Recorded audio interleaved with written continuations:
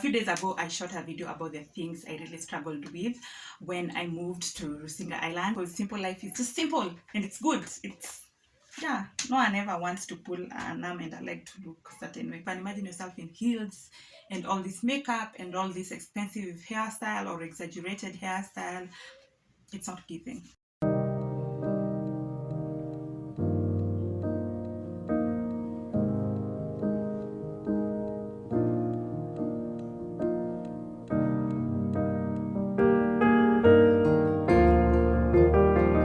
Hello community, I hope you're doing amazing. If you're new here, karibu sana. This is a channel where we talk about everything positivity, do everything creativity as you exalt Christ. I had shot a video, I hope by now you've watched it, about a couple of things that really changed drastically or things that I struggled with when I relocated from Nairobi to Rusinga Island. I am seeing a therapist and my therapist love asking me, how was your week? And then I'll go on ranting and just sharing how my week was. Probably most of the time you'll find that my week was quite overwhelming or was tough, and I'll go on sharing and sharing, and then once I'm done, she'll always ask me, what did you like about the week?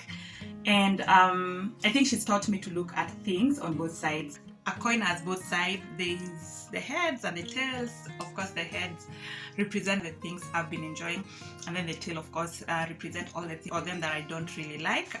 So today we are talking about the head, the good side of things. I want to look at the other side of the coin and share some of the things that I really enjoyed, or rather continue to enjoy, as a result of my relocation.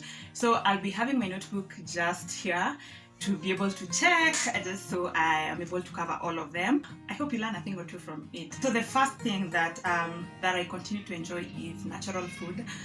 We all know that in the village, the food are usually made in a very natural way. They don't use too many spices. In as much as I love spices, I know too much of it is not healthy. They also get the food directly. If it's fish, for example, which is their staple there, they get it from the farm. If it is maize meal, it's not processed. So most of the time we use maize meal from the posho meal, which is healthy because it has the roughage and all the nutrients that are necessary for our body. So that, for me, even if I don't always I think the word enjoy is overrated. Sometimes I don't really enjoy it, but I know it's beneficial for me. So I know it will help. I might struggle with a thing or two. I might struggle with some of them, but I know that it is beneficial to my body. The other thing is pollution. I was living in one of the estates which are adjacent to an industrial outlet. Yeah, there is an industrial outlet around. So that only means, and actually I've seen some of the studies that show that that adjacent place is one of the most polluted places. And you know what that means? That means that our health are at risk, and mine, to be specific. Living in the countryside where we barely use vehicles means that there is less of that. There's also no industries around us, so it just means that there's less emissions. And I think for me, as someone who's passionate about the environment, that is just a plus. It's just a plus. I'm concerned about the environment I'm living in. Yeah, so being in the countryside, of course, there's natural water, there's flowers around, plants, and I really, really love the nature. So that's a plus. So the other thing is a simple life. And I'm looking at this in terms of the way living in the city sometimes just to get to the town. I want to clarify this. We don't necessarily do things for people, but I usually feel like if I am going to the town, sometimes I just need to dress up in a certain way, like, because I don't know what may happen. I might go to town and I need to see someone, I need to meet someone important. I don't know, it could be anything, but I usually feel the need to look a little bit better. It includes like meeting I don't know who your former classmates, but okay, that's not very important. But you know what I mean? Like living in the city means that sometimes you need to dress up. Yeah, and not even just dressing up, but just looking good. Especially because I moved during that time we were wearing masks. It was just after a prolonged period of wearing the mask, and during the mask we were not doing any makeup. We were just living a simple life, and if you're wearing the mask, You don't even care how you dress sometimes. There was this person I was sharing the office with who told me that it's yani during COVID, ladies were dressing down. He was saying it as a joke. He was saying that people are looking just dressed down, literally, because no one would know it's them. Like, you're wearing, for us who wears glasses, and not probably conspicuous as mine, probably just simple glasses, and you have glasses on, you have your mask on, and probably you even have a hat. Like, who will notice that it's you? You can wear anything, including a sack. So he was saying that during COVID, yani COVID iliisha, we women went back to Nairobi in our tights and t-shirts and everything, and we didn't care about nothing. Part of it also entails trying not to be conspicuous, because if you are in a new area, you are doing everything to look like everyone else in that place. And unlike in big cities where people are going to offices and people are going for dinners and all that, in small towns, people are busy in their normal lives, and some are going to their farms, some are going to the market. So if you dress up, you will be so conspicuous. You can imagine yourself in heels and all this makeup and all this expensive hairstyle or exaggerated hairstyle. It's not keeping. So I enjoyed that, because simple life is just simple and it's good. No one ever wants to pull an arm and a leg to look a certain way. The other thing is that in those areas, I'd say there was no actual blackout, because we always had solar as a backup. That is not the case in Nairobi. There are no frequent blackouts in Nairobi, but during the rainy seasons, they might be there, here and there, even if it's for a short period. When it rains, you should be careful to make sure that your phone is charged, because there could be blackout anytime. But the difference between that and in specifically where I was living, which is Rusinga in Homa Bay, it's very sunny, so people, and also it's not fully, electrification is there, like there's electricity, but it's not everyone who has electricity. So their easy resort is solar. For me, as an environment person, again, that means clean energy, but also on top of that, that means there will never be blackout, because once the lights goes off, you have your solar, so you just switch on your solar. I don't know if that's something that people in the city who are not from those sides know or can think about, or is it like that? Better let me know if you don't come from the Nyanza region. I think in the Nyanza region, solar is like, it's not negotiable. Most of the homes have solar as a backup or as their main source of lighting.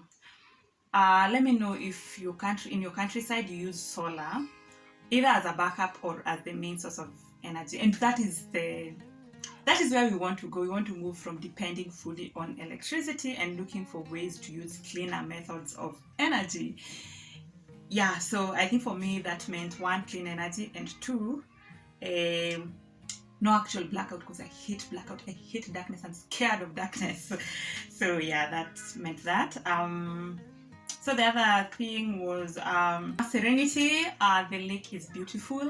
I'm inviting all of you to come and come for vacation there. If you can't afford those expensive vacations I don't know the difference between there and the coast. I think the hotels in the coast might be expensive as compared to that, and I don't know what else. But if you want more affordable vacation where there is water and you want like a beachfront, I actually showed you.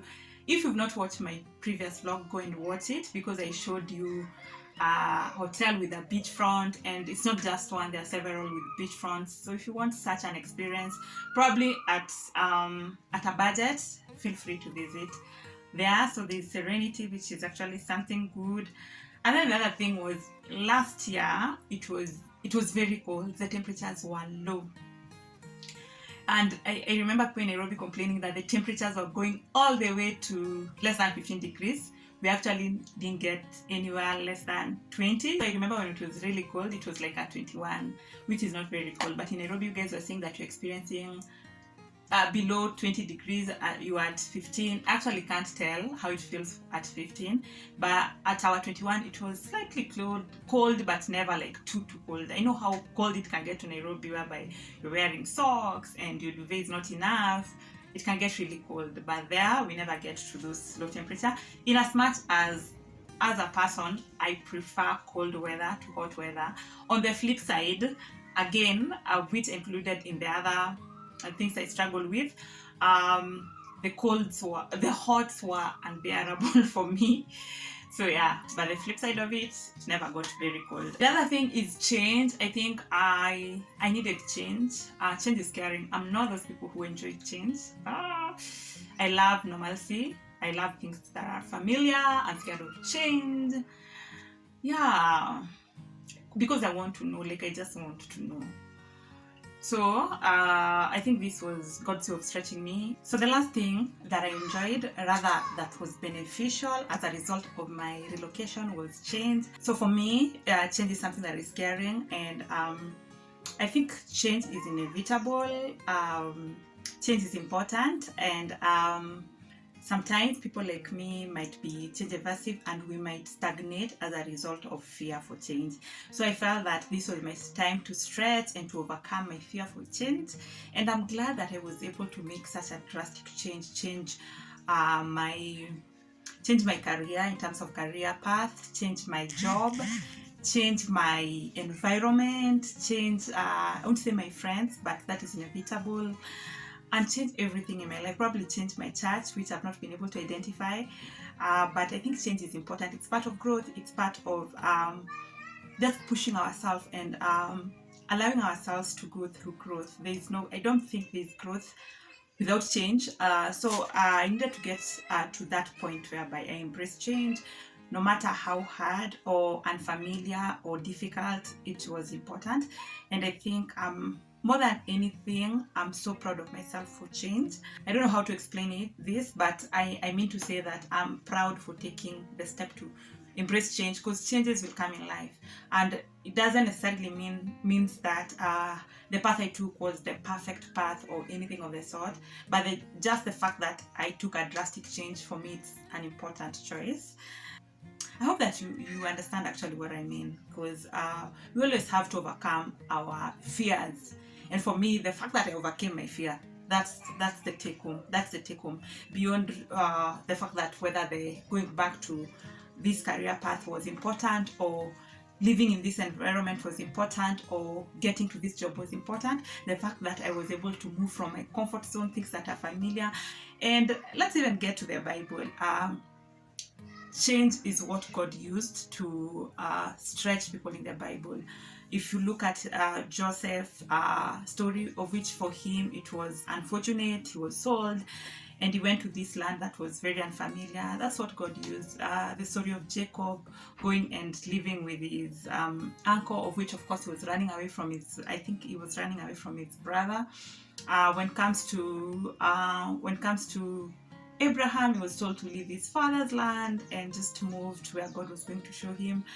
And there are lots and lots of people in the Bible that God used change to help them to stretch. And I pray that God will actually use the changes that have come in my life due to this transition to make me into the person He wants me to be. When I see things in life, like a job, maybe a relationship, maybe anything like friendship, I don't look at them as an end to themselves. I look at them as part of process that God is using to make me the person He wants me to be. So I'm also looking at all these changes as things that God is using for His glory. For me, I've offered my life to be used for the glory of God. So everything I do and every step I take, I want it to have an eternal perspective. So yeah, I believe that God is going to, and that's something that I'm still praying, that God is going to show me how He wants to use this season of my life to be able to have an eternal meaning, an eternal benefit, because I'm here to serve God. I was created for His glory. I live for His glory. I am just a vessel. I am just His servant that He's using in every way. If I get to benefit from being that, then well and good. But really, I'm here to serve Him, and that's all. So yeah, going back to the things I've said the natural foods, less pollution. I've said simple life. I've said no actual blackouts and clean energy. I've said no extreme low temperatures. No, and then the serenity, of course, the lake, the valleys, the hills. and all that, but more than anything, the change that came to it. And I'm really grateful for being here now. Like, I'm so grateful to God. And I'm really grateful to God for enabling me to be in this season, and I'm ready to be used and to see what He has in store for me. Yeah, thank you so much for watching this. I hope someone is encouraged. Anyone who's going through transition, whatever kind of transition, whether they are life transition, whether they are environmental transitions or changes, whatever kind of transition you're going through, I pray that you will look at what God wants to use that transition for, what you're learning in that season, what is good, what is bad. Try to be in your body, try to be able to process everything, and you don't need to communicate it. For me, I remember after I moved, people were like, I didn't know that you moved. Why are you not, because they know that I take videos, why are you not taking videos? I'm like, I want to process everything and know what I feel about it before I share it. I don't usually want to communicate my feelings and my experiences prematurely, because I feel like that is misinformed. Because sometimes you also move, like during the tough moments, I can go through a tough moment, and what will I say? This is bad, this is stressful, but I might go through a tough moment, and then at the end of it, it makes all the sense. Yeah, so I'm able to say that this is what I went through, this is what it meant, but this is what I appreciate the season for. So that's why I usually take my time before I share. So yeah, actually the vlogs are from a little bit way back. If you notice, I'm not in these glasses, so that should tell you something. But I did that intentionally to be able to be in my body and to process the moment before I share, and maybe I misled people. Yeah, so make sure you document your season, and be present in the season, and try to seek God about the season, and try to ask God to let you know what the season means and what He wants to use it for, because at the end of the day, everything is for the glory of God in our lives, and our lives should bring glory to Him. Amen. Amen. So that said, I just want to end this video here. Those are the things I enjoyed or I appreciated about my transition or my relocation. Yeah, see you on the next video. God bless you so much. I'm dreaming in dreams bigger than me, taking my time, giving to me, paint my life into a masterpiece.